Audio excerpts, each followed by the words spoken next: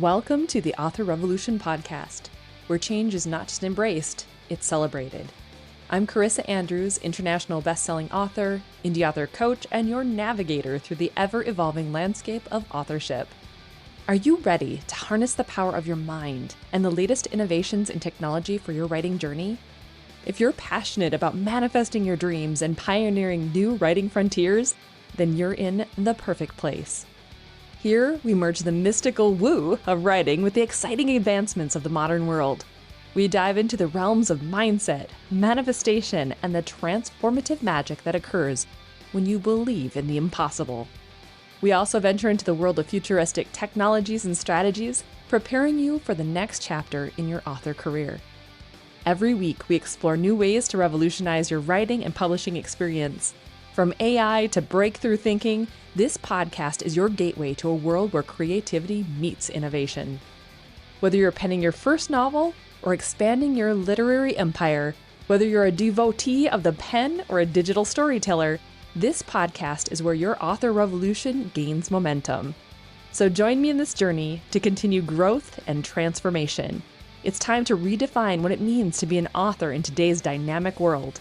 This is the Author Revolution podcast, and your author revolution starts now. Hi guys, welcome to another episode of the Author Revolution podcast. I'm really excited for this episode today. First of all, because I'm recording this introduction and everything on my birthday, which is really kind of exciting. Today is September 3rd. It is the day before this podcast episode is going to air. And of course, it's my birthday, so I'm excited and I want to share all the good stuff with you guys. The first good thing I really have to share is the fact that my new membership is open. Now, you might have heard me talking about it in some of the other podcast episodes, but this is a big deal, guys, because all of my courses are going to be going behind their memberships. So rather than having courses available for you guys one-on-one, we're going to be transforming everything to be accessible to authors in a way that I have not done before, but in a way that feels much better fitting to the way that I am and the personality that I am. I'm a number one relator. And so when I create content, I'm always thinking about the individual who is going through the content, the courses, the meditations, hypnosis, whatever, and wishing that I knew what they were going through. And more than likely, I already do, right? We're indie authors. We've gone through a lot of transitions over the years. And the biggest thing that I have found is that we wear so many hats that we get to this point of burnout when we don't see the results we're hoping for, right? We've been kind of given this lie that if you hustle more, if you work faster, if you do all the things really quick, you're going to get this huge payout. And sometimes that's the case. But sometimes what we do is we're not energetically equipped for it. And so we burn ourselves out. We burn bright and burn out. And what I really wanted to do over the past few years, and even this summer, I've done a lot of introspection of how I want my content to be delivered to authors. I've realized that it's here to be more of a support system. It's here to be more of I want to help lift you up and help you feel good while you're in that mid-manifestation phase, right? When you're not quite to where you want to be yet, but you know you're getting there. And when you reach those days where sometimes you just don't feel like you're on the right track, but you know you want it so bad. And we're here to support and help you. And that's what High Vibe Author is all about. We're throwing in all of the Abundant Author courses, the Millionaire Author Challenge. Millionaire Author Manifestation is not part of this because we only launch it once a year, but Your Future Self is a part of it. Our masterclass membership is a part of it. And a brand new community is also a part of it with different interactions with me. It's going to be an incredible place to come and focus your energies and efforts and be with a tribe of like-minded authors who are right where you are and who are working their way up the system. Okay. So if you're interested in checking it out, I really encourage you to come over and check things out. You can check it out for 10 days for just $23, and then it will obviously go up from there. But the website to check everything out is over at authorrevolution.org/high vibe. I can't wait for you to check it all out. Now, this episode couldn't be more timely because it's all about learning automations. And I talked to this wonderful woman, her name is Tina Lopez, about automations and how to help your time be worth more, or basically to remind yourself that your time is worth more than you've been giving it, right? And so I want you to be thinking about all of that when you're listening to her speak about, how time is the new currency. And as you're developing things, as you're working on things, it's very important to question like what stuff is really worth your time and what stuff isn't. Is it better for you to pay for something, for instance, than to continue to try to hobble things together? I think she makes some incredible points throughout this episode's interview, and I can't wait for you to dive in. She is an automation specialist and she is wonderful. So without further ado, let's hop into it. Well, hi there, Tina. Welcome to the Author Revolution podcast. I'm really excited to have a chat with you today. So before we get started, though, can you give my audience a little bit of a background on who you are and what you do? Yeah, so hello everyone. My name is Tina. I'm a former online business coach now turned into an online content creator. And I actually help creators automate their content, traffic, and income leveraging email marketing, no code, and affiliate marketing. That's my tagline. That's pretty simple. That's great, though. And it's great to be able to know that and be able to distilling that in a pitch so much better Mm, than trying to be like, yes. well, here's this long story. I think I kind of do these things, but I'm not quite sure. Yeah, yeah, yeah. Well, do you want to describe your online journey from being a coach to the content creator and this fully automated business model? What Yeah. motivated you to pivot? Yeah, so this is the story now, so get comfortable. All Um, right, I'm right. I'm so in it. So in terms of like how everything started, so I've always been an entrepreneur since I was a baby. I always tell people like I came out the womb and I was like, I want to make money. But jokes Right. aside, no, so when I was younger, I always had these entrepreneurship endeavors of, doing henna, doing something artistic, creative. And I actually landed originally on business coaching because while I was in high school, like I actually had a full-fledged henna business. And so I knew all the things of like doing marketing, doing sales, doing everything. Like we did events at Google, we did street fairs, we did weddings. Like that was like that was my extracurricular activity in high school. And so when I got into college, like I thought to myself, like I want to be like a business coach for henna artists. And then I realized, oh wait, henna artists, that no, that doesn't work.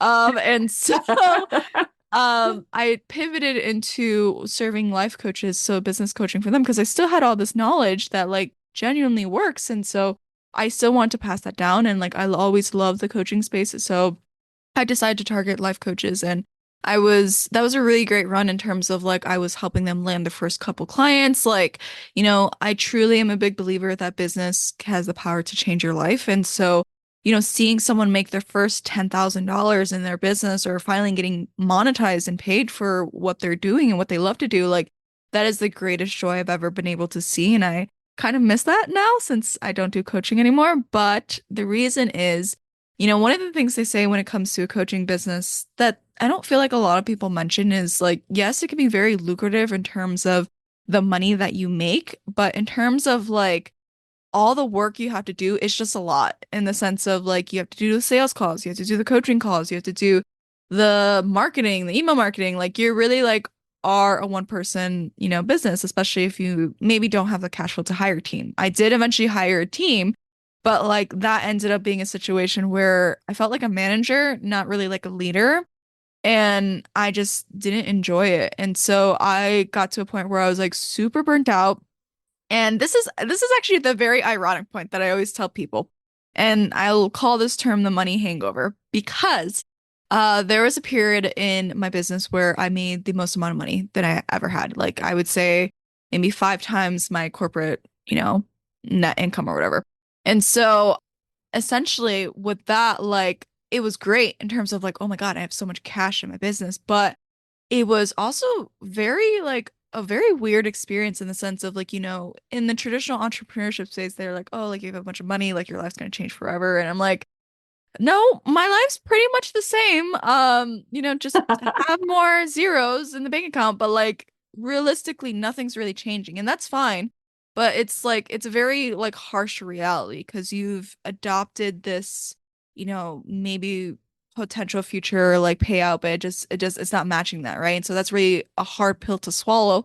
But on the second layer, like for some reason, like I didn't credit this enough, but what led me to that large amount of money was actually me working less, not working more. And so for some reason, I thought to myself, like, oh, okay, if I want to repeat this process, then I need to work 10 times harder, which is the complete opposite of, I think, what the universe was trying to tell me is like, no, work less. Right. I didn't pay attention. And so it got to a point where like I had like 20 back-to-back sales calls, and every single one of them said no. And I was like, this is not right. Like, what is going on here? Like, I've closed six figures in sales. Like, I know how to do this. Like, what's going on here? And then like I had a coaching call with my coach at the time, and she's like, Tina, like maybe like are you burnt out? And I'm like, what is that? Like, what do you mean? I didn't even know like This is a what thing? What are you talking about? exactly. And I was just like, and she was explaining it to me. I was like, oh yeah, like I do feel that. Like I thought that was normal. And she's like, no, it's not normal. And I was like, oh, okay. And so I decided actually like it was a very low period in my life where I decided, okay, you know what? I'm not taking any clients anymore, shutting the business down. And it's really easy to shut a coaching business down. You just stop posting content and you're pretty much that's it, right? And Wow. so I finished the client contracts that I did have, to show up because that's really like from a mental standpoint, that's all the capacity I had was to show up for them. And I couldn't feel like in good integrity of, signing on new clients if I didn't know I could serve them at the highest level. And so I took that 4 month sabbatical. And, since I'm an entrepreneur, I kind of was like, I still want to get back, but I don't want to get back to the same thing, right? And so I have two missions in life. Like my first mission is to help, people create generational wealth through business. And the second aspect, which is a more recent mission actually, is to help those same people have the time to enjoy that wealth. And that's a very key thing. And so I've like, okay, you know what? How can I do that? And that's kind of where I landed on content creation, where like, okay, I can teach because I love to teach. I love to educate. I just don't like having a very booked out calendar personally, right? Mm. And so I was like, okay, I can teach and educate people at scale with the internet, with a blog, and I can also make money in terms of like it's having a blogging business can be fairly passive in terms of income, right? And the revenue streams, which we can get into later, but you know, I also had this other layer of like I do not want to be a bottleneck in my business. And so what that means is like I have an automations background, so I was like, okay, if this means that I don't want to be a bottleneck, that means I really need to think about my systems. Like, how am I gonna automate things? How am I gonna automate my selling? How am I gonna automate my content creation, my actual, like, admin work as well, so that I could work 10 hours or less per week, or even like just not show up at all. And so, it's actually funny. Like last year, I tested that theory where back in November, I took a month off to go to travel Asia. And I was like, okay, you know what? Let's check out this automated content business. Let's see how it runs. And to my surprise, this lesson is coming through. Working less means more, but I didn't work at all in the month of November, and I made so much more money than I've ever had that entire year. And I did Wow. nothing. So that was just So like, good. wow. Right? Right? I think that is so key when you think about it too. It's like everybody tells you that you're supposed to just hustle and grind, and like that's been like Mhm. the terms for such a long time that Yeah. we don't realize that culture really it really does lead to overwhelm and burnout. And especially if you're a highly active or a high performer in your Yeah. industry, whether it be writing or coaching or whatever, it's so easy to burn out if you don't know where your boundaries are, right? Yes. Yes. Oh, yeah. And sometimes it literally is just figuring out like, what is it do you love to do? And then how do you make that easier for yourself? I think, I don't know how you feel about AI. I think for me, AI has been a lifesaver when it comes to a lot of the automation of content creation that isn't necessarily like it's not my creative passion part of it. Like if I'm writing in a quick email or if I'm doing a quick post, it can like learn what I want it to do so much faster, write it so much faster than me sitting here trying to figure out what I'm going to do in something that isn't like my creative passion. You know what I mean? Hmm. How do you Hmm. feel about AI out of curiosity? I actually was a very slow turtle when it came to AI because I see both sides in the sense of like, oh my God, AI is going to take over. And then the other side of like, no, AI really helps. And, here's my Right. conclusion. Um, Here's my conclusion. Whenever I integrate anything into my business, my first question is, can I automate it? And if the answer is no, then probably I'm not gonna, integrate a software or a system in my business. Because again, I don't want to do more work, right? And Right. so AI, like you mentioned, it takes care of the things that I don't want to do, right? In terms of like the creative writing process. And so I've actually really adopted AI into my business because I've been able to automate the actual like process of it. So like when I say automate, like I love AI, but I will not spend the time actually chatting in a conversation with ChatGPT or whatever. Like it's not worth my time. But what people don't know is that so you have ChatGPT and then you have OpenAI, which is the owner of ChatGPT, right? It's basically, I would say ChatGPT is a product of theirs. And Yep. think of it like that way. And so OpenAI, I was like, you know what? I wonder if they have like an integration through this platform called Zapier. Zapier is my workflow tool where I automate a lot of systems and processes in my business. And I was actually just like sitting in my living room, like curious. I was like, I wonder if it came up. And then like surprisingly, they had the integration. And I was like, oh wow, like this is gonna be game changer now where like, okay, so you're telling me I don't need to sit down manually and like talk with an AI. I could just send a prompt through my workflow and it can give me the output back in my workflow. Like, hell yeah, like I'm gonna use that. And so Right. it's also from a layer of like it truly decreases costs in the sense of like time, but also in labor, right? So when you think about a business, like the largest expense is labor, whether you're hiring a VA or like a person, like that's going to be your biggest cost. And so what AI allows me to do is it allows me to truthfully decrease the cost in the sense of like it's saving me time. I don't actually, if I don't want to hire a person, I don't have to like spend the time, and my time's very valuable and your time's very valuable actually doing it, right? Because I do consider time as a form of money, in my opinion. Yep. And it also decreases costs in the sense of like I can scale faster without relying on a human capacity. And so what I mean by that is like if I need to write like, 50 content pieces or whatever, then like I can just truly automate that process and get it in a much quicker turnaround time than depending on a human capacity. So, long Yeah. story Yeah. short, I love it. I do too. I do too. For me, it's been a game changer, if nothing else, for like the planning and plotting process for books and novels. If you input information, you can learn so much about what you want to do about your story or like how you could change it or tweak it or writing book blurbs, no longer the hassle that it used to be, right? It's so great because we can just be like, here's what the story's kind of about. Can you make this really cool for readers? Like, Yeah. and chat's like, sure, no problem. I'll get that for you. It's great. I think it's one of the greatest tools. Okay, so for authors that are new to automation, which I would think that at this point, a lot of people who are following me aren't completely new to automation, but there might be. Do you have any first steps or tools that you recommend to start around automating sales and lead generation for, obviously books, for getting people into their funnels? Like maybe they don't even know about a funnel. Like what is your starting point? So I'm gonna go to basics. Like before we even get into automation, I think it's important to start with documentation, right?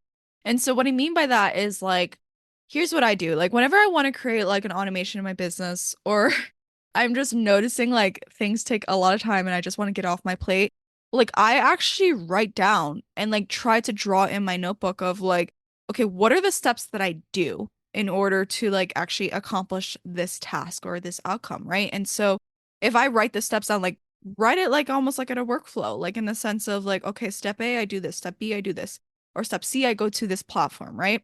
And So kind so of like a what standard operating procedure, that sort of thing? not Yeah. it's a standard operating procedure, but like more so like I'm a visual person, so I like to draw like flow charts, if Okay. that Yeah, makes yeah. sense. And so I Hmm. like to draw flow charts where I'm like, okay, well, I need to go to Airtable to grab this record. I need to connect it to my email platform, et cetera, right?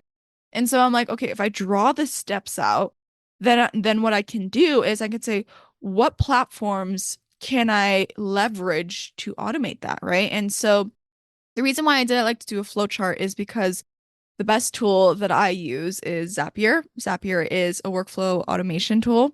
And so majority of the time they have thousands of integrations. And if you don't know what integrations are, think of them as like connections to platforms, right? So if you want your email marketing platform to start talking to, let's just say, Instagram, then you will need an integration or a connection to link them both so they can start talking to each other, right? And so if I have the workflow chart, then I can start building in Zapier the connections or the integrations to start that workflow. And so there's kind of two layers of like trigger in the sense of think of a trigger as what starts, like what triggers the workflow, right? Maybe if I get an email from X person, and then basically Zapier will see that we'll read my emails and we'll see like, oh, this person emailed you, trigger this workflow, right? As an example. So that's just like a very like very, very basic, and I hope it comes across as basic. I've been in this like for so long. But when we think about like automating like lead gen sales and things like that, like it doesn't even come down to like the tactical aspect of like, yes, you can use the tool. The tool is helping you, but the better question is like, what is the strategy that I need to leverage in order to really take advantage of this tool, right? And so like, you know, I like to have, I'll give you an example of like how I run my business. Like there are kind of like three phases of my business, right? I have traffic, and then I have nurture, and then I have conversions, right? And so that's like a pretty standard flow. And so when I think about traffic, I always like to think about the highest return on time. And most, maybe authors, creators, they think to themselves like, oh, I need to post on social media every day, or I need to write every day and blog every day in order to get tons of traffic. Well, if you've been in this business for as long as maybe you and I have both have, maybe like you've realized it's not as fast as you would like it to be, right? Some people think, oh, I'll Oh, post a yeah. video on TikTok and I'll get 1,000 subscribers the next day. Like, I wish that would happen, but that's not the reality for me. It's like the 1%. And if you're part of the 99% like me, it's not going to work, right? And so the biggest strategy that I've been able to figure out to get the highest return on time is actually collaborations. So my traffic strategy doesn't rely on me posting content as much. It actually mostly relies on me talking to people, connecting with people like you, doing collaborations with other individuals. And so when I think of collaborations, I'm thinking of bundles, freebie swaps, things like that, where like essentially the definition of which each is like if you're doing a freebie swap, say for example, I promote a freebie to your list, you promote a freebie to my list, that is the swap. Everybody wins. I get Okay. access to a new audience, you get access to a new audience, the audience both get something for free. Like it's a win-win scenario, right? And so for bundles, it's kind of the same concept, but more at a higher scale. But anyways, like that is the traffic. And what I love about but when I say like automating it, like I have certain methodologies which would be way too granular to like speak on this podcast about. Like I have a whole course talking about it. But like when I think of like automation, I'm also thinking about the highest return on time. So it will take me maybe like 20 minutes, max an hour a month for me to do collaborations with people. Oh, And good. the return on time of that is I'll add like hundreds of email subscribers to my list in the next 30 days. Like I average maybe about like 500 email subscribers just on an hour's worth of time because Right. I'm being very particular with my time. Content is not the way to grow. Collaborations is the faster way to grow. And so when that's like the high level strategy. Now when we think about like the actual like sales piece, that really goes into the next phase of nurturing. And this is where you can leverage email automations in the sense of like, how are you connecting with the leads? Like, I personally do not do direct to sale as often as most people do. Most people think they should do because you want to grab their email and then start the conversation direct to sale. Because if I pointed like my traffic direct to an offer, well, great, they see the sales page, or they see the book, let's just say in this example, but I have no way of following up with them to make sure that like, hey, like, are you sure you don't want this book later on? Are you sure you don't want to buy this course later on? Like, I have no way of connecting to them, right? And so I always say like, if you're gonna drive traffic to an email where you can get in the email and then drive it to your offer, right? In this case, the book, right? And so what ends up happening is that like you can automate the nurturing piece, you can automate the follow-up. So if a person signs up for my email list, then I can automatically start sending them emails about like, hey, this is a course that's going to be really helpful for you, or hey, did you check out this valuable resource? All those things to start the conversation. And automation allows me to do that at scale because I know if I add a million subscribers to my email list tomorrow, I probably need to upgrade my email plan, but like B, Right? um, but B, I know that my selling is taken care of. And so that's what Sure. automation allows you to take care of things at scale. That's so good. So when it comes to authors, it would you recommend then, like if they were to run ads, for instance? I mean, in some cases we have direct to sales stores. So when they land there, the Pixel picks them up, or if they Mhm. put something in a cart, they will get it like a, hey, you missed out on this thing. But if they don't have that kind of functionality and they're trying to run ads, would you actually recommend them having like a freebie sign up for a reader magnet, for example? And then once they're Mhm. in the reader magnet, then start running those automations to nurture them into like your writing world. Yeah, that's actually exactly what I would say. So, Okay. what I've seen, because I think I have dabbled a little bit in the author space for a brief period, and from what I recall, like some programs that I was in, like we're talking about, is like I do know you can do like snippets. So, in the sense of like if you want to do like the first chapter, I mean, even Amazon does this, right? Like where they'll give you like the glimpse of like the first chapter of a book. That could be the freebie, right? And then Yep. like the freebie, they will, get the first chapter for free and then they could get the rest of the book through your, sales site, things Yeah, like yeah, that. yeah. We do that a lot where it's like the first three chapters, or it's like a little snippet, where Mhm. you can go to like a book funnel landing page or something, and it allows you to get the first three chapters and you can read it and then obviously go on, hopefully, to finish Mhm. reading the book. Mhm. Yeah, that makes a lot of sense to me. Okay, so I think this is probably your strategy, but you said that you've successfully added 1,000 email subscribers in less than 90 days without relying on social. Is that the strategy we were just talking about then? Exactly. Like Ah, collaborations, like, okay, so I personally have never had a great experience with ads. I don't know why. I don't feel like ads like me, and I'm probably doing it wrong. That's okay. But this is where I say, like, okay, when you think about ads, right, what is it that it's actually doing, right? So, what you're doing with ads, it's a pay to play way to access an audience. That's essentially what it is.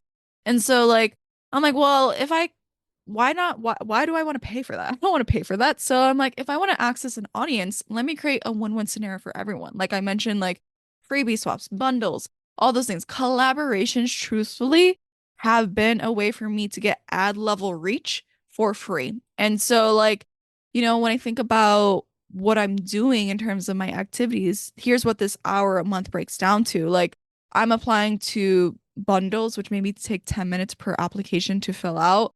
I probably do like 4 or 5 a month, depending on the season, right? Some are slow, some are high. so when you Anyways, say bundle, is that like your courses going into bundles, that sort of thing? yes. Or So yes? Okay. so I have a course that's usually a paid course, and then I will contribute that course to a bundle. So in the bundle, it's free. And basically, the way that bundles work is that like you have a host, you have the person who is running this bundle, and they need contributors to increase the bundle size. So they'll reach out to me and say, "Hey, do you want to apply for it?" And I'll say, "Yes, I'll apply. I'll contribute this product for free." And it increases the value size. But what ends up happening is that all the contributors, as well as the bundle host, they promote that one bundle. The Mm. host gets obviously the biggest reward because all that traffic is going directly to them. But what happens is that audience member will look in the bundle and they'll sign up individually for the courses that are make most sense for them. So I'll get leads that way, and it's a really great strategy because that is the higher strategies in terms of the highest return. And Mm. again, it only takes me 20 minutes, maybe max, to do like everything involved with participating in a bundle. The other layer, which is actually something that I've been really testing out this month, is freebie swaps. And so I actually have a whole automation, which I'll teach in the course of like how I actually like set this up. But basically, like I have an application where, it's an evergreen application. It's accepted on a rolling basis. Like people apply if they're a good fit for my audience. It's free to do a freebie swap with me. People will apply and I will review their application. It takes me 2 minutes to review an application and then I'll accept or deny them. And then they'll go through a follow-up flow where they need to confirm their spot with me, right? And so what that actually has allowed me to do, what I'm actually been doing is I've been in the application, I asked like, what is your audience size, right? So I can really like track like what is the reach that I'm reaching out to these people. And so far, like we've secured over 130,000 people that we're going to be reaching this year without social media. And it Wow. literally took me 2 minutes to review this application. And we're booked out all the way until August at this time of recording. And that is like, why are people not doing this? Right, right. Well, and I Like, think about it from the author perspective too. Like we do newsletter swaps a lot. And so I mhm, think there's a lot of us that do, they're not necessarily freebies. It's just that we're swapping like mentions of our books in each other's newsletters. But the idea of bundling together books, I mean, they do, oftentimes like an omnibus edition where it's like a book bundle, like mhm, all in one book. But I'm thinking a lot about like how direct, we're kind of moving away from retailers in the indie space. And a lot of mhm. us have book bundles of our own stuff, but it would be really interesting. It's like we could do bigger book bundles on hosted sites and like bring other authors in and share it that way. Or we also do that thing I mentioned, Book Funnel. They do have like group giveaways, but those are freebies of everything. And so it's harder to get the emails in that way, at least from what I found. But it's like it just kind of got my brain turning. It's like how cool is that to be able to come together and host this thing. Do you guys, when you're doing the bundles, do you have like a set price where everybody kind of gets paid a certain amount, or is it all free? So, the bundle in terms of me contributing as a contributor, it's to the bundle, it's for free. The advantage is that I'm getting so much email subscribers on the back end, right? So, like, this Yep. is why it's really important to have some type of upsell funnel, on the back end to make it worth it, right? So, say for example, I give away a $37 course, right? Yes, it's free to the bundle, but on the back end, I have a really good course that pairs with that $37 course, right? And Yep. so that person will get upsold to a $97 course. And oh, maybe they, buy another one of mine. And then I think it's important to think about like, let's not think about like pennies, let's think about dollars. Yes, you're giving something away for free on the front end, but you make so much more money on the back end in the sense of people going to buy your content later, but they also do like they refer you too. Like I've like had people like reach out to me and say like, "Oh, like I actually found you because I saw you in this and that and all that stuff." And I'm like, "Oh wow, like collaborations are working." Also, like just an idea that I may want to throw out if you're ever decide to host a bundle for yourself and your audience, a really cool way that I can see this playing out is why don't you kind of create like kind of like either a freebie extravaganza or whatever, like that could be the bundle where like you could be the host and every author you have people apply to be part of this bundle, right? They'll give like that free snippet, the 3 chapters or whatever. And then if it's for a specific niche, like the romance niche or whatever, then like all romance authors can be in that bundle and then they can give the first couple chapters away for free. And then if they have their funnels right, then they can do the automated selling to get the rest of the book, right? Right, right. Or the rest of the series if there happens to be a series in it too. Yes, Yeah, it could absolutely. keep right on going. So, out of curiosity, where do you go to find these bundles? You said that you typically sign up for 4 to 5. Where do you go to find these bundles? So, there's a couple. So there's one called Ultimate Bundles, which I use. It's a really great platform and resource. There are a couple Facebook groups that I like look into as well. But also, like I've noticed like networking plays a huge role. Like even Mm. like so say for example, like you have a bundle, right? Like say you're the freaking audience member who like is participating in the bundle. You're not even a host. Like actually, this is how it all started for me. Like I purchased a bundle because I was like, ooh, like I want all these products like for one price. Like that'd be pretty cool. It saves me so much money. And so I was like so curious. I was like, and then I was like there and I was like, that's actually a really cool strategy. So then I reached out to the person directly and I was like, hey, like, how did you participate in this bundle? And then, she's like, oh, like I do this, I do that, and all these things. And I'm like, oh, okay, that's pretty cool. And then you kind of just like network. And then that person later on is like, oh, I have a bundle. Do you want to be interested in it as a contributor? So it's like a lot of it is like word of mouth. And also a lot of it is networking and being in the right places and communities and stuff like that. That's so smart. I love that. Okay, so what does leverage mean in the context of a creator business, and how can authors apply this principle to maximize the impact of their own content with minimal effort? That's a So big question. leverage. Yeah. Leverage is really, it's funny. I've been kind of toying with this idea and I'm gonna trademark this one day, so nobody grab dibs on this. But I've It's been said here first. yes, yes, yes. So I want to make that clear. No, I always like have been thinking of like I feel like I'm a leveraged creator. And when I say by leverage, people usually think of ads, they think of money, they think of all these different things, types of things. What the way that I determine it is, like I mentioned earlier, is the highest return on time. I want to build a business that is sustainable, scalable, but also does not require me to be there. And so my time is more important to me than money. And so like when I'm thinking about like my time, I'm thinking about like, okay, what is it that I can do to get the highest return on time? And so what that means is I'm investing in automations, I'm investing in traffic strategies that are minimal but create maximum return. And so those are the two layers where it's like, I think a lot of people get overwhelmed with the content businesses because they have so much shit to do.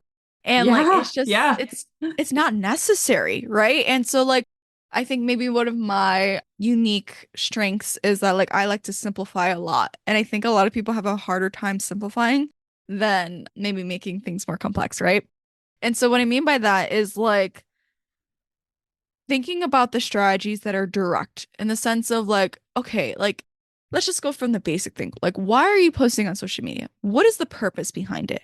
Oh, I want to get more sales. Okay, so if you want to get more sales, why are you posting on social media? Right? right, If you right. want to get sales, start talking to people, start reaching out to people directly because that is the fastest way for you to get a sale.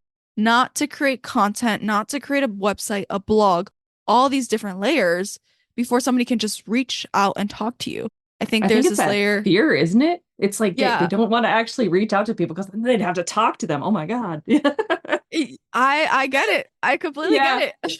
But like honestly, being a business owner, you kind of have to be somewhat fearless, right? And so, Right? you know, like when I think about leverage, it's like, what is the fastest way for me to get to the outcome that I want? Mm, And what is the way where I can do the least amount of time to get there. And so, like, this is why I'm such a big believer in automations and using AI to leverage, your time and like doing all those things because it's like, yes, it will require upfront work. Believe me, I've spent 3 years building this business, and it isn't until this third year that I'm getting on podcasts actually sharing it because I feel confident that I've actually done it, right? And like what that means to me is that I just truthfully like I don't spend a lot of time in my business anymore because I don't have to because I have a daily content generator that creates content for me every single day and I'm using AI and automation to post on social media every day. I have automations that are doing the selling for me on the back end of of my email marketing. I have traffic strategies that only take me an hour a month to do all these things. And it's like wow, like I truthfully want more people to know about this because I'm so sick and tired of seeing creators, authors, individuals getting burnt out in their business because it's not necessary. I think we're yeah. really in this phase where people are just sick of it. People are sick of like hustle culture. I'm sick of it. Yeah. And I think it's Yeah. okay to be tired and find another way. Yeah, I think it all comes back down to that authenticity thing too. It's like as readers, as authors, because typically we're both entrepreneurs, we're all looking for that connection with the right people anyway. We're looking for the readers who Mhm. read our books. We're looking for the people who get us. We're looking for content creators or people who are talking about the things that we're looking for help on. Like we want that connection more than we want just to be sold into another funnel of whatever. And so it's fun to have even, and it doesn't even have to, like, I think about authors, they're so introverted, many of us, and Mhm. it's like the concept of having to talk to someone is scary. And it's like it doesn't have to even be a long conversation. It could just be, hey, I really love that post, or hey, I really love the book that you wrote, thanks for writing it made my day, or something. And as you begin to have like these smaller conversations, you just get like better at it, and you get known about having conversations and being more authentically you. It's just we like you said, we like to complicate things. Yeah. Yes, yeah. Yeah. So what are your top tools or platforms for automating your content and repurposing, content or promotions and getting engagement up? Like, do you have anything in specific that you use Yeah, I have other a than tech stack. obviously Zapier? I love my tech stack. I've actually been simplifying my tech stack as well recently. So here are the ones that made the cut. Okay. Zapier is like game changer. Everyone should leverage Zapier. It's the best tool that I know for automating workflows, and they have really great support. And Airtable, love Airtable. It's my way to organize all my content, my way to kind of like do automations through it, and it also integrates very well with Zapier. And then in terms of email marketing, I use MailerLite. There are people who use different platforms. I like MailerLite because honestly, like their free plan was amazing and maybe that's how they get you. I think that's a really great strategy for them, but like once when you set up the automations and it's free to set up through their free plan, like I just have not gone back because it's too much of a hassle for me to switch over, to be honest. Yeah. I love MailerLite as well. I use it in my Yeah. businesses as well. And it connects so nice with Shopify. It does all the things. It's so Mhm. great. Yeah. Yeah. And so MailerLite, and then let me think. OpenAI, like I I so here's a fun fact about OpenAI. I don't actually have a subscription to ChatGPT. I don't think it's necessary because you Okay. can go directly to the father, which is OpenAI, and you could pay per use. So I'm like, well, if I rather pay per use than pay a monthly subscription, that's great. And like I think my bills for OpenAI, like I just got a bill for OpenAI, it was 65 cents. Like it was What? like I don't know why people are going directly to ChatGPT. Maybe they want that chat feature, but OpenAI Playground has that feature. So I'm like, well, might as well just Interesting. do that. So, Yes. See, I personally have a subscription, and the reason I like it is because of the custom AIs, the custom mm, GPTs, where we can yeah. create flows and information where it houses more information about a particular series or about a particular part of your business or whatever. And so I Mhm. have that very specific. So when I go to that one, I don't have to reprompt it again and be like, okay, remember, this is who we are and what we're doing here. Like it just does its thing. And so I don't know if automating it in that regard, does it remember what you're trying to have it do? So I do believe ChatGPT has an integration. So there's OpenAI, which is one app in Zapier, but I also believe ChatGPT has an app as well. The one thing that I don't know is like if it remembers like maybe all your previous conversations. It does have a way where like you can basically use Zapier to have a chat with them because it will use like a memory key. So like say for example, like you are talking to this chat GPT and the conversation is related to like authors, right? You'll put that as the key name. And then like as you do more actions in Zapier, so long as you put the key name in the chat GPT prompt or in the action, then it will continue that conversation flow. I will say because Zapier is on a per task payment as well, so the more back and forth you're gonna have with it in ChatGPT, you're gonna pay in Higher. tasks. Yeah. So, The higher Zapier would be. That makes so sense. that's a Yeah. trade-off. It is, absolutely. It's always interesting to talk about automation because for me, I love the strategy behind it and I love learning new tools, but like my brain goes, how do you like what with like I have Airtable for like some of my books, but I'm like I don't know how to use it super well, but it's linked to one of my other automation things, so it's great in that regard. And I'm like, how would you like my brain's always trying to make those connections. So I'm like, we're gonna need to talk about your course. That's what we're gonna need to talk about. Okay, so transitioning to a fully automated business obviously requires significant changes in mindset, obviously. Mm-hmm. What were the key mindset shifts that contributed to your success, and how can authors cultivate these attitudes as well? So I think the key mindset changes. Hmm. The biggest one was again return on time. Like Yeah. I do not return on time, but also like I'm happy to pay for a software. Like the simplest thing is of like I'm not gonna bootstrap this to go on every single free platform because it's costing more time for me to do Yeah. the free access to different softwares. Like it's just not worth my time, right? And so like I really do believe time should be the new currency.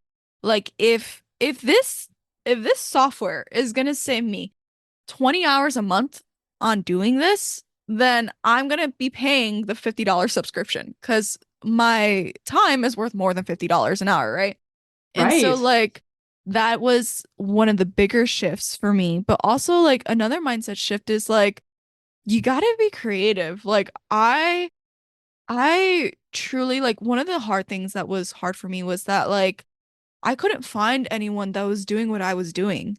Like, yeah, there's these people who like say they have like a fully automated business and all that stuff, but then when you look at the nitty-gritty details, so it's like, no, they don't. They have like a whole team of VAs doing their work and they pay them $3 an hour from the Philippines or whatever. And like, it's Right. just like, I'm like, okay, well, that doesn't resonate to me. Like, I don't like that. And also this layer of like, I don't want to be a manager. Like, I don't want to have to feel bad for telling you to do work, right? And so Right, right.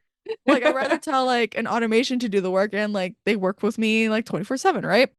And Yep. so there's that, but also like when I say be creative, you kind of have to be patient because like there's some use cases or some automations that I've created that I literally just had to dig and do research on. Like, how can I do this? I needed to do this. And people didn't, there's nobody on the internet who was doing what I was doing.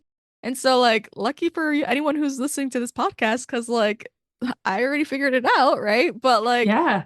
it's just it's hard. It's sometimes really hard because like I'm trying to find something and I cannot find something. So a lot of the times I just have to build my own damn solution because I cannot invest or find someone who's done it before.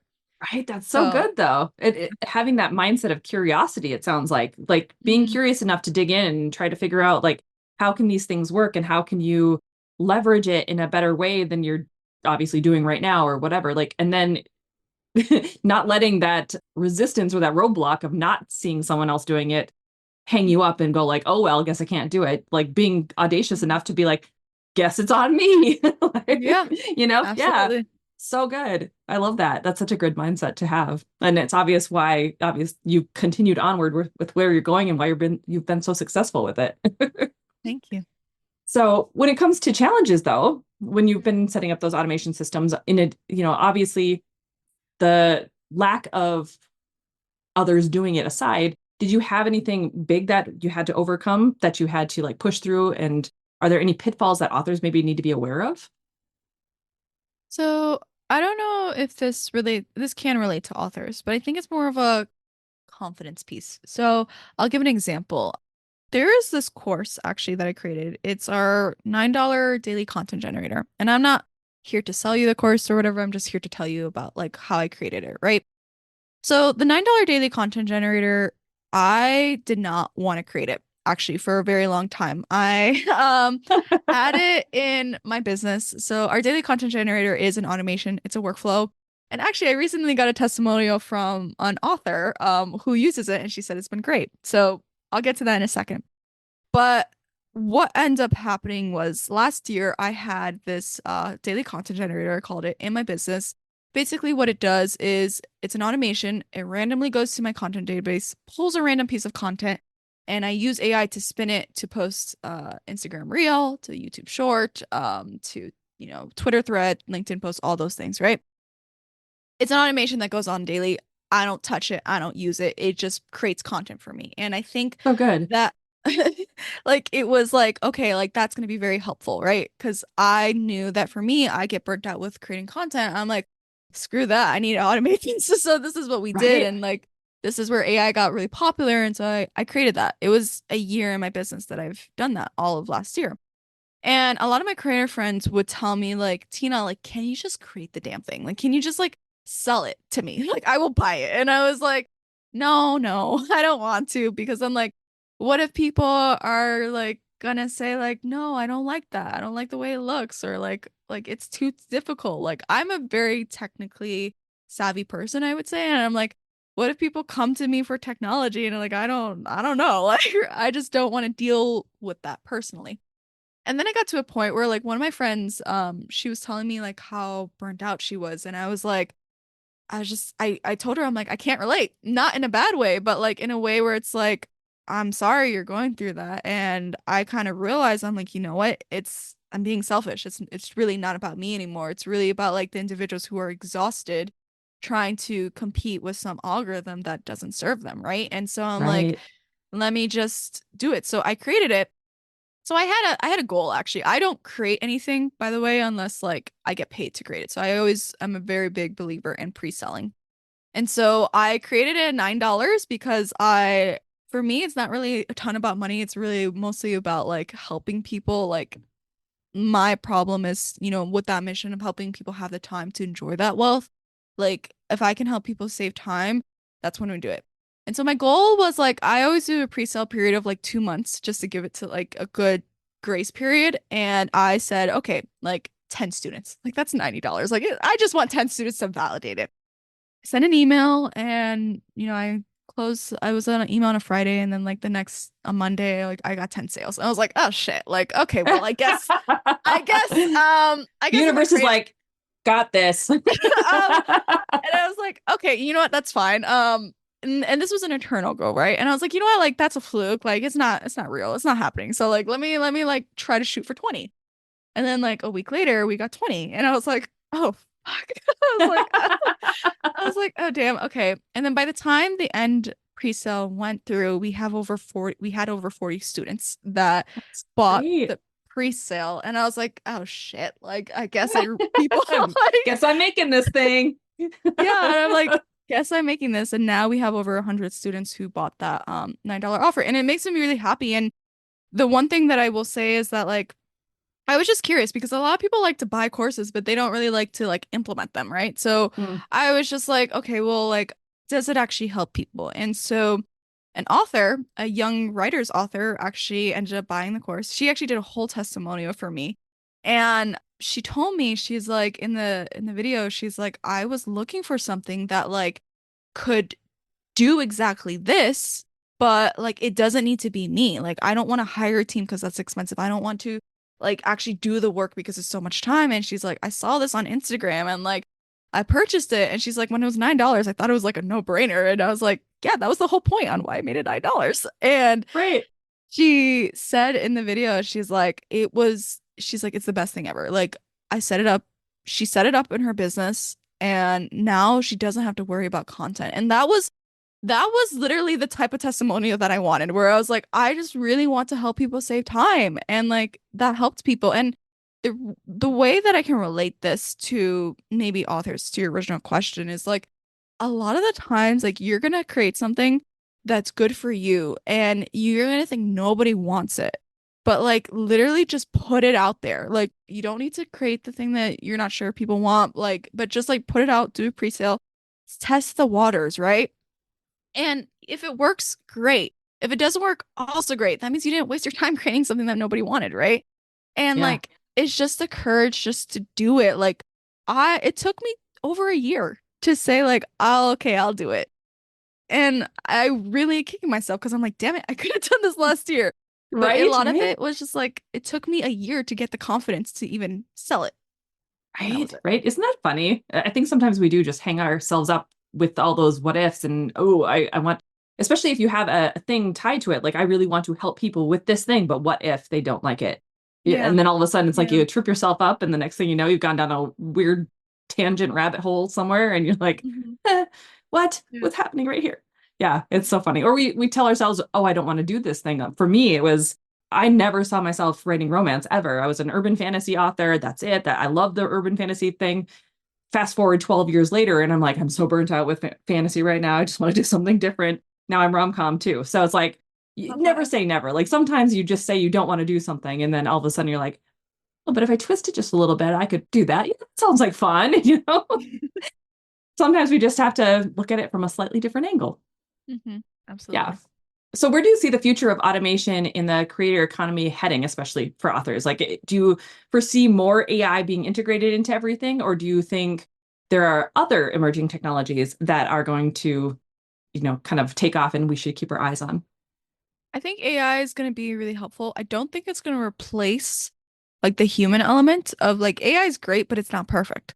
However, Hmm. I do see the element of it getting to the point of being perfect. And, some people have their own opinions about that. What I would say is that when it comes to AI, like you are better, if you want to stay in business, I think you do need to take into account AI.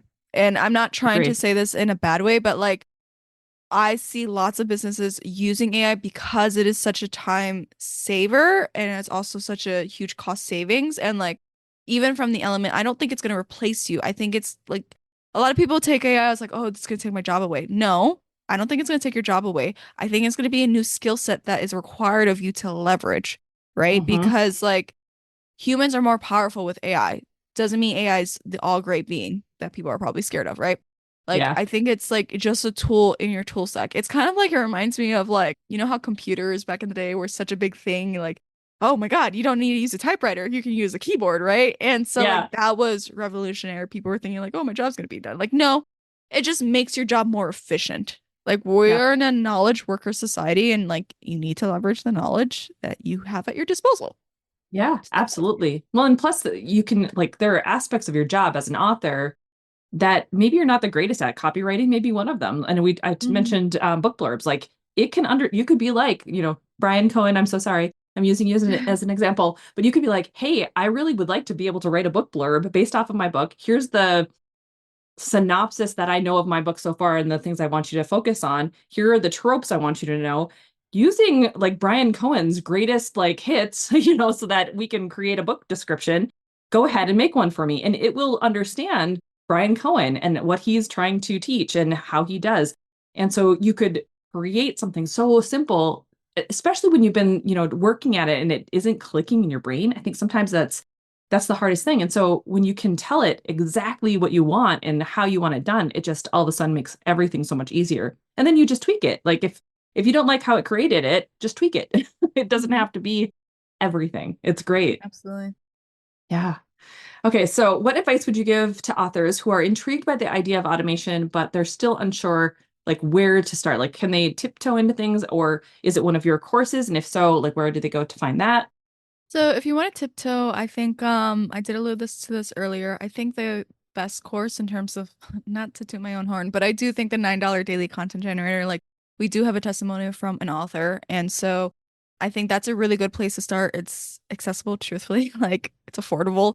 And it's actually a great way for you to take off like one of the biggest things that's probably taking the most of your time, which is content creation, right? And so like Yeah. if you can leverage that automation that we teach, then you're able to actually be able to like create the content without actually creating the content, but Hmm. get your time back to focus on things that actually matter more to you. Maybe that's writing books or writing emails.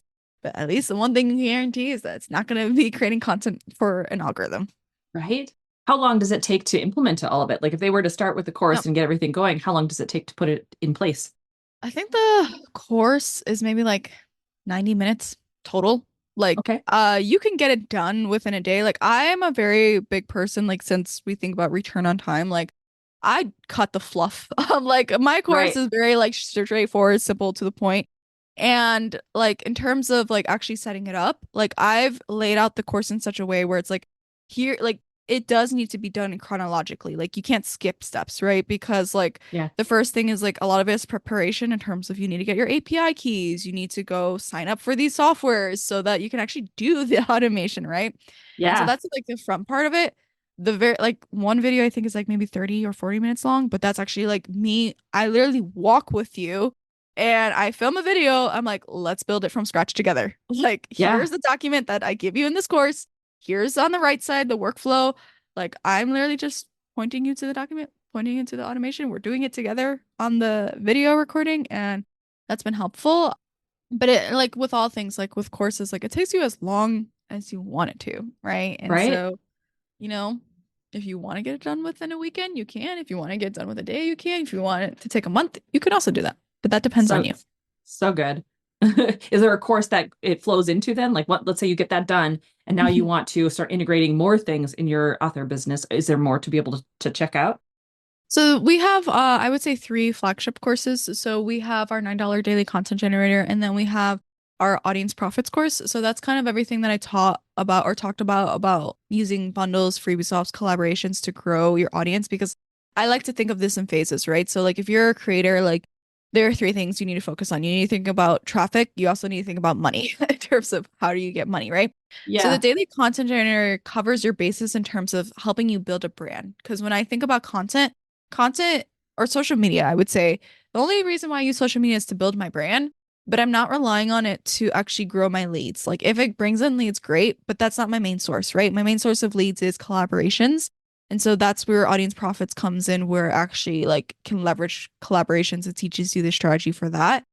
The other aspect is your first $100 as an affiliate marketer. Since I'm someone who loves affiliate marketing, I only promote products that I love. I've made over $15,000 from affiliate marketing. Like I basically like again, like I teach everything that I know about affiliate marketing in that course because like the great thing is that if you got audience profits, then you have an email list, you have a people to promote to, and then you have another way of monetizing it. In this case, authors can monetize it through their book, but they can also monetize it through affiliate links, right? So say for Right. example, like you have another author friend who goes really well with your niche.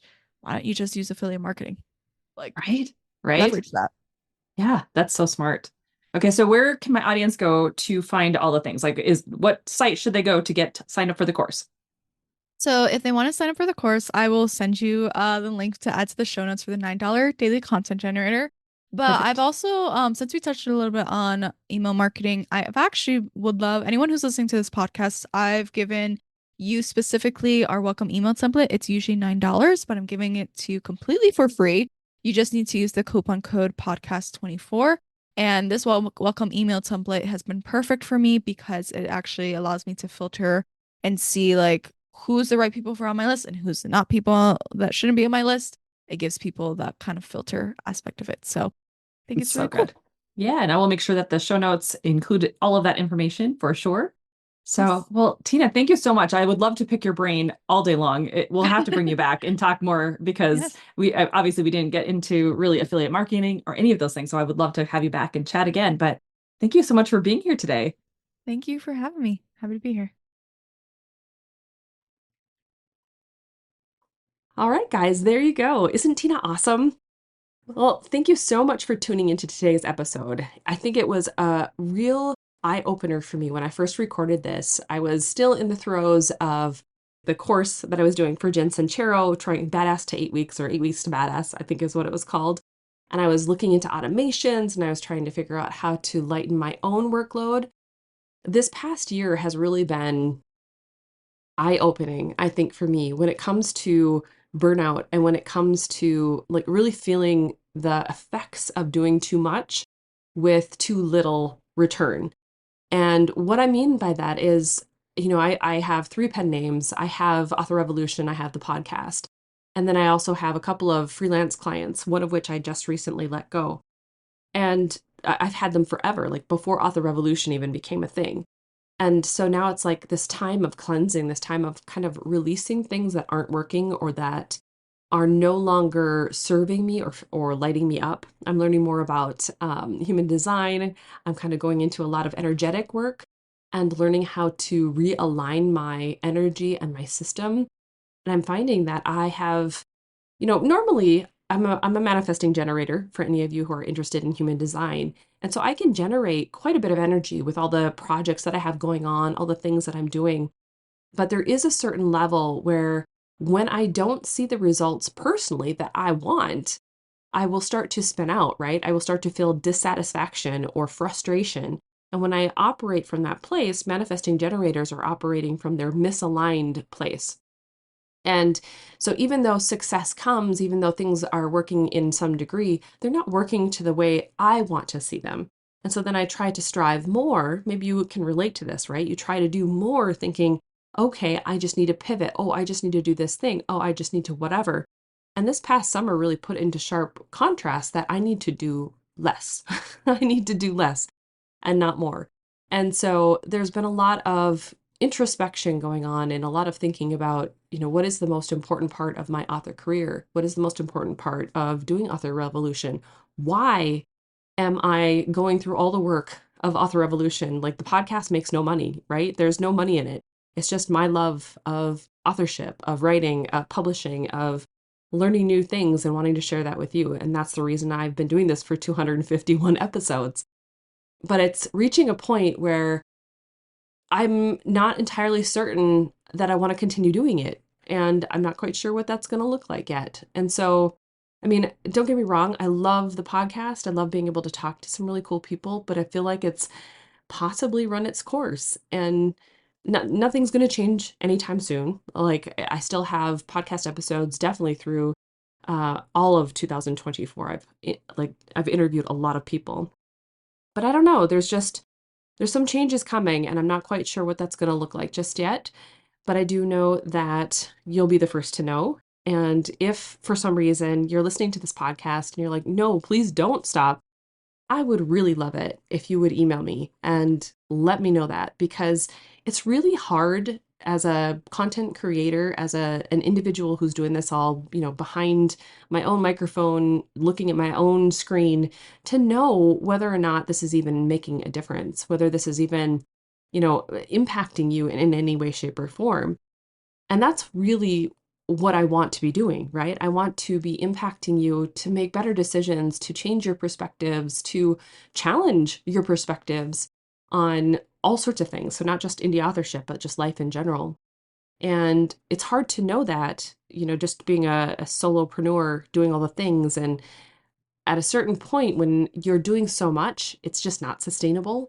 And so you have to make some cuts and make some decisions. And I'm not quite sure yet. I haven't decided, but the Author Revolution podcast could be on the chopping block in the near future. I'm not, like I said, 100% decided, but I'm just trying to figure out, like, what is my path? What is my purpose? And I know helping people in a much more intimate way is my calling. It's like, I don't want to just speak into the void. I don't want to just put out a whole bunch of content hoping that someone somewhere might happen to stumble upon it, right?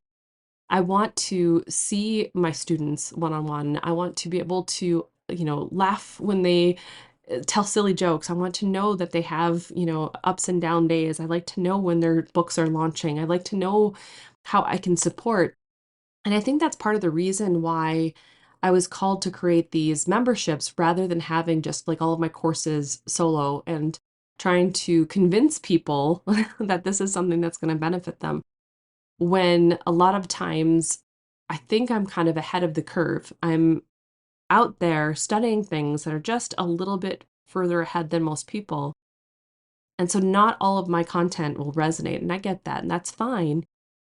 But the membership part, that's a community. And that's something that I need. And I know it's something you need because we're all, in our own way, shape, or form, introverts. We're all trying to do this thing. And when we're in mid-manifestation of our author careers, it can feel really lonely. It can feel like you're doing all the things, spinning all the wheels, got all the plates spinning in the air, juggling all the things, wearing all the hats, however you want to describe it, and still nothing's working. It can feel like that, right?